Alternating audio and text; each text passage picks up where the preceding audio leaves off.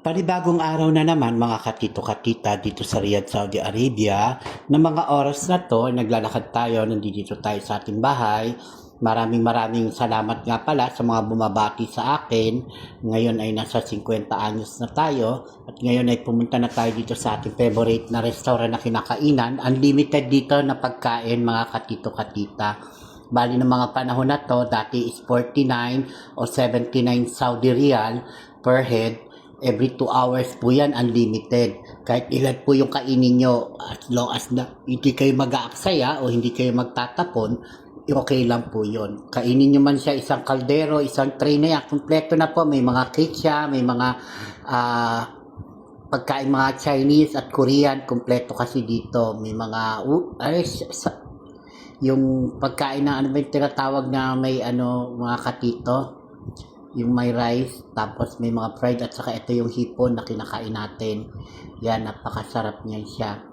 Yung bali yung ginamit nila dito, margarine, inano nila yung hipon, tapos yung hipon nila, luno.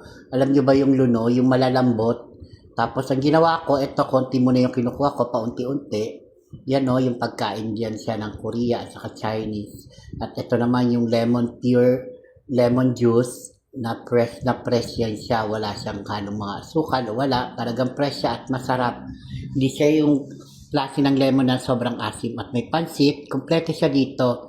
Kaya nandito tayo, medyo napaaga tayo, may kasama tayo, waiting tayo, hindi ko na sila makukunan kasi medyo nagugutom na talaga ako. Medyo matagal pa sila after 1 hour, pero okay lang yon, at least bonding time.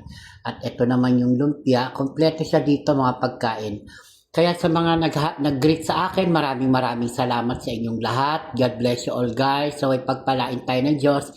Hindi man tayo naghanda ng sobra, pero ito, yung kumakain tayo ng sitaw, akala ko french fries yung kahalo. Hindi po siya french fries, gulay lang din siya. Di ko lang alam kung anong klase siyang gulay. Ito isa siya sa mga sweet na luto ng Chinese. Maraming salamat, broccoli, cauliflower meron tayo. Mga katito, salamat sa mga nagbibigay ng start. Panoorin nyo ang part 2, part 3, part 4 ng palabas na ito. God bless you all. Maraming salamat. Bye!